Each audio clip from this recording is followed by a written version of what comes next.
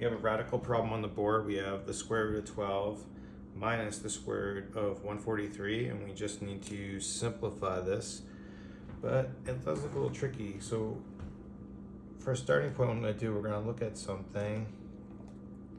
I want to observe that if we take square root of a minus square root of b and square it, just multiplying this out, we end up with a plus b, then minus 2 square root of ab. Why is this useful? Because this on the left is a perfect square, and this on the right looks kind of like what we have here. So if we could actually get a perfect square inside the radical, that's going to be our best chance to simplify this.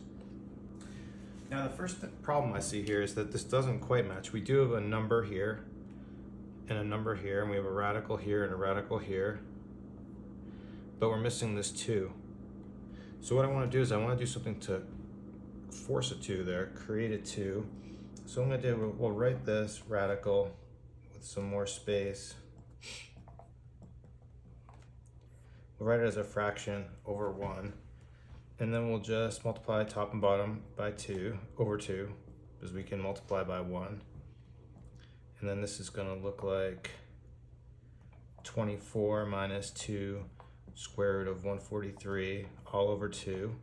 And now we've created our 2, but we have some, now it kind of works, right? Because we've got a fraction, we don't have something quite like this. But what we can do is split this a little bit. We can rewrite this like this with the radical 2 separated, and then we can just kind of focus on the numerator and how to separate this, which is now in the form we want with the 2 as the coefficient here. So now that we have it in the form we want, we need to figure out what our a and b values are. Now, we're saying that we want this number, 24, to be the sum of 2 things, a and b, and we want 143 to be the product of 2 things. Now, what you almost always want to do in this case is get the prime factorization of 143, and that's just 11 times 13. Now you could do, what I see some people do sometimes is you can write a plus b equals 24, you could write ab equals 143, and then you got 2 variables, 2 unknowns, and you could solve directly. I tend to prefer a little more of a guess and check for this type of thing, because as you can see, we have 11 times 13 is 143, but also 11 plus 13 is 24. So rather than overcomplicate it, we know what our a and b values are, right? 11 and 13. So we can rewrite this using what we have here. Let's rewrite this all as square root of the square root of 13 minus square root of 11 squared all over the square root of 2. But then, because we have a perfect square inside the radical, we can then rewrite this as square root of 13 minus square root of 11 over the square root of 2. Then we can just separate this out. I mean, this is up to you. We could leave it this way, or we could write it as square root of 13 halves minus square root of 11 halves.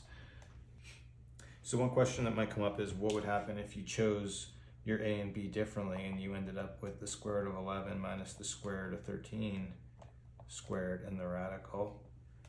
Then when you simplify, you end up with a different answer, right? You would end up with the square root of 11 halves minus square root of 13 halves.